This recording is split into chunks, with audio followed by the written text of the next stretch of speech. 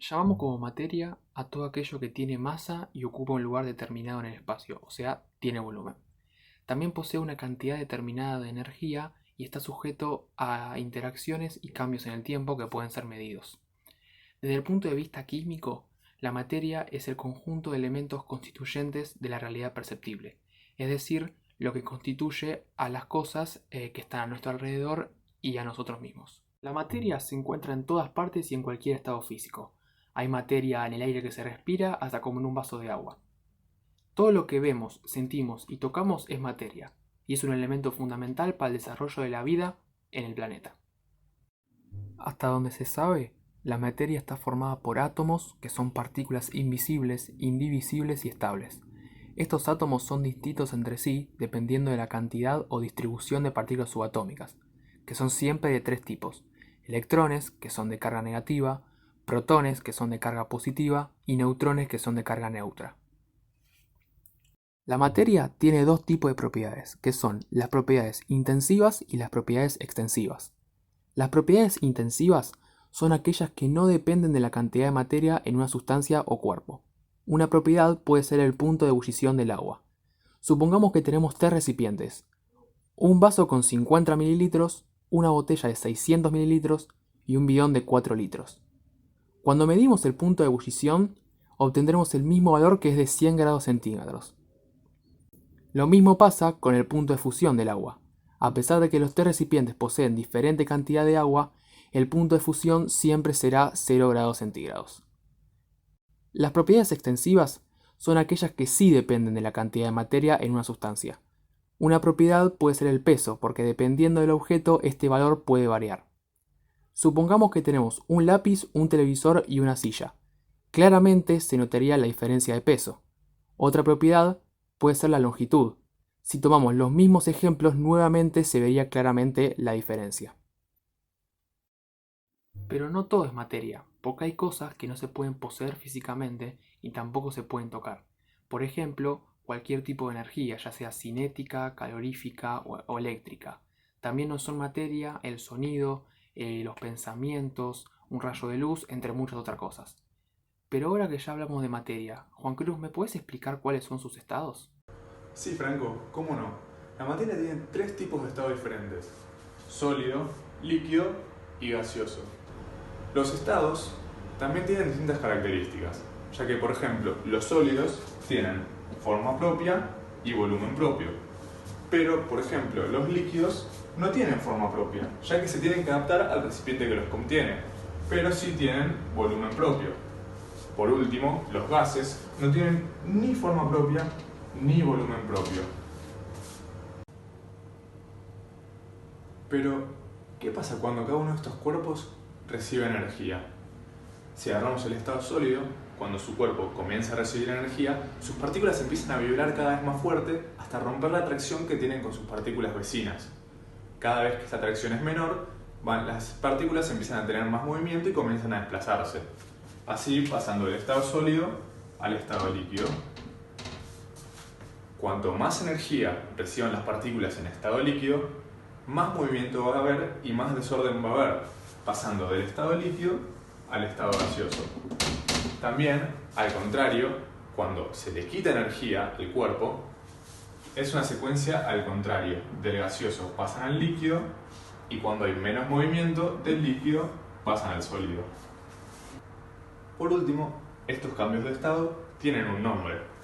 De sólido a líquido se llama fusión. De líquido a gaseoso, vaporización.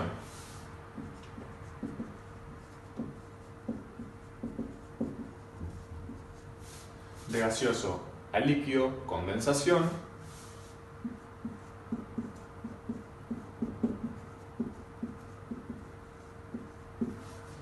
Y de líquido a sólido, solidificación.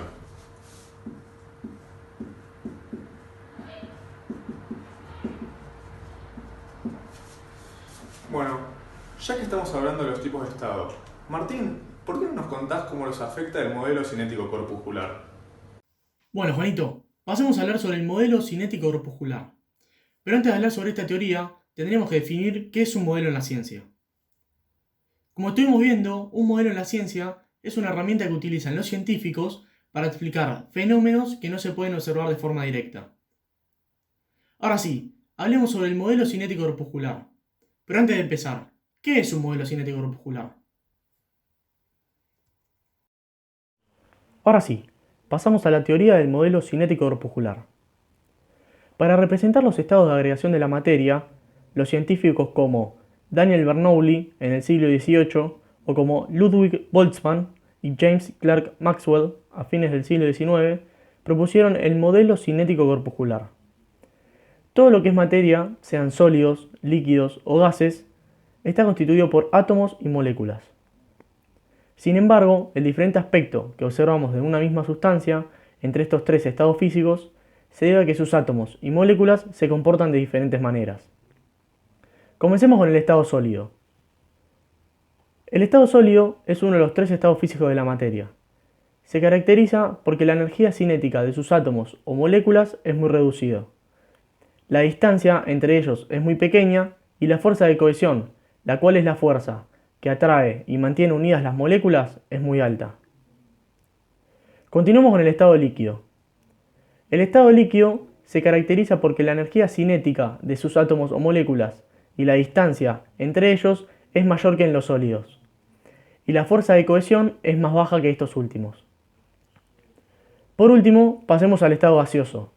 El estado gaseoso es uno de los tres estados físicos de la materia. Se caracteriza porque la energía cinética de sus átomos o moléculas es muy alta. La distancia entre ellos es muy grande y la fuerza de cohesión es muy baja.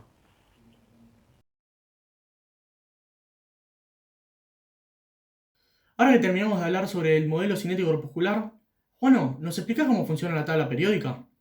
Dale Martín, ¿cómo no? La tabla periódica está formada por elementos que son sustancias simples.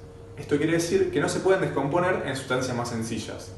Dentro de la tabla periódica podemos encontrar bastante información sobre lo que son estos elementos. Primero que nada, están enumerados por un número que va aumentando de forma continua.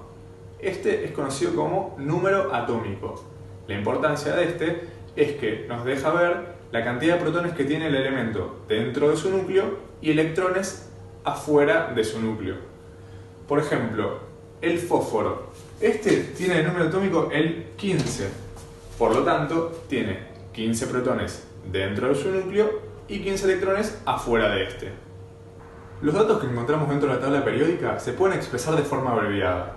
Por ejemplo, el número atómico se expresa con una Z, los protones con una P y un más, los electrones con una E y un menos, y el número másico con una A. Ahora me estás diciendo, ¿qué es el número másico? El número másico es el número que se encuentra debajo del elemento, y si bien es un número largo, siempre hay que redondearlo al número entero más cercano. Por ejemplo, en el fósforo es 30,974, por lo tanto, al redondearlo, el número másico es 31. Luego también están los neutrones, que estos se calculan con la resta entre el número atómico y el número másico. Por último, podemos decir que la tabla periódica está ordenada en columnas que van de la 1 a la 18 y en filas o periodos que van del 1 al 7. Si dos elementos están en la misma columna, significa que tienen características similares. Y si dos elementos están en el mismo periodo, significa que tienen propiedades similares. Ahora vamos a ir con Mateo, que nos va a hablar un poco sobre los modelos atómicos. Bueno, Juan Cruz, muchas gracias. Justamente me hace el pie para arrancar a hablar sobre lo que vos dijiste, los modelos atómicos. Es mejor que nada arrancar sobre arriba de todo e ir descendiendo. Por eso arranco hablando de la materia. ¿Qué pasa con la materia? Es el único factor en común que tienen todos los materiales. Todos los materiales dependen de sus propiedades. ¿Y sus propiedades de qué dependen?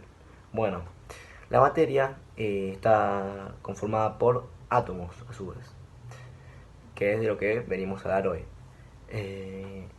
Bueno, las primeras ideas de átomo que surgieron fueron en el siglo V a.C.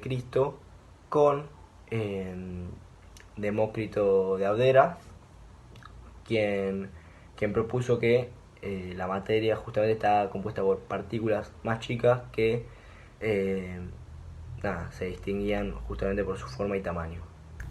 Casi 2000 años después de los pensamientos de Demócrito sobre la estructura de la materia, John Dalton propone el primer modelo atómico sobre la estructura de la materia a partir de deducciones y datos experimentales.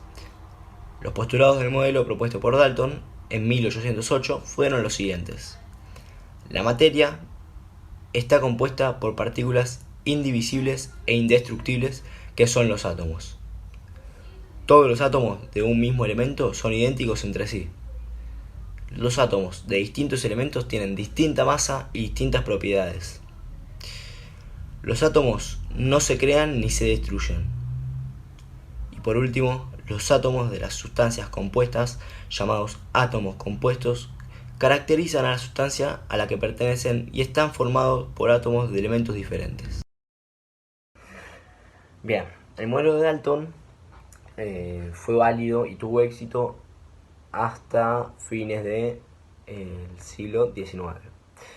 Fue ahí cuando apareció Joseph John Thomson en 1904 con su modelo de budín inglés. Lo que proponía era que el átomo se podía dividir en partículas más pequeñas aún. Estos eran los electrones, que poseían cargas negativas, y para contrarrestar las cargas del átomo, que eran las cargas positivas. Pero más tarde se dio cuenta de que el átomo no poseía cargas positivas. Lo que en realidad es el átomo es que no tenía ni cargas positivas ni negativas. Básicamente era un cuerpo neutro. Entonces decidió que debía existir una masa positiva, la cual contrarrestara con la negativa de los electrones. Poco tiempo después, Ernest Rutherford y su equipo realizaron un experimento cuyos resultados no se podían explicar por el modelo propuesto por Thomson. El experimento consistió en bombardear una lámina de oro muy delgada con partículas de carga positiva. La mayoría de estas partículas atravesaban la lámina de oro sin desviarse. Unas pocas se desviaban y una fracción muy pequeña rebotaban e invertían su trayectoria. ¿Qué conclusiones extrajo Rutherford de esto? Estas experiencias evidenciaron que la masa de los átomos no se encontraba uniformemente distribuida en su interior, sino que la carga positiva se concentraba en una zona central y muy pequeña a la que llamó núcleo. Estas partículas positivas se denominaron protones. Rutherford, además, propuso que la mayor parte del átomo es vacío y que los electrones se mueven en órbitas alrededor del núcleo. Su modelo fue conocido como modelo planetario, pues el movimiento de los electrones podría describirse como el de los planetas alrededor del Sol. Bien, en el año 1913 aparece Niels Bohr con un nuevo modelo. Este modelo era muy similar al de Rutherford y al que planteaba, pero con algunas diferencias. Una de las cosas en la que coincidía era en que el átomo también poseía órbitas en las cuales giraban sus electrones. Lo que propuso Bohr de diferente fue que los electrones podían ganar o perder energía. ¿Cómo podían ganar? Bueno, cuando ganaban energía, los electrones podían pasar de una órbita más cercana a una que estaba más lejos. De manera contraria, cuando perdían energía, los electrones regresaban a su estado inicial. Hacia 1932 se descubrió la existencia del neutrón, otra de las partículas subatómicas. Aunque el modelo de Rutherford ya no está vigente, la siguiente disposición ayudará a comprender cómo se distribuyen las partículas subatómicas dentro del átomo. Al fin y al cabo, se terminó acordando en un solo modelo, que es el que utilizamos hoy en día, con la base de todas las investigaciones y los modelos anteriores. Este es el modelo atómico actual, así se lo llama, y dice que un átomo contiene una zona muy pequeña dentro, que es el núcleo, y que se conforma por las partículas de carga positiva y las de carga neutra, que son los protones y neutrones respectivamente. También hay otra partícula subatómica que se encuentra fuera del núcleo. que son los electrones y son los que poseen la carga negativa. Los experimentos fueron descubriendo que los electrones, cuanto menos energía tengan, más cerca del núcleo, o sea, más cerca de los protones y neutrones se encuentran, y cuanto más energía posean, se encuentran más lejos y se despegan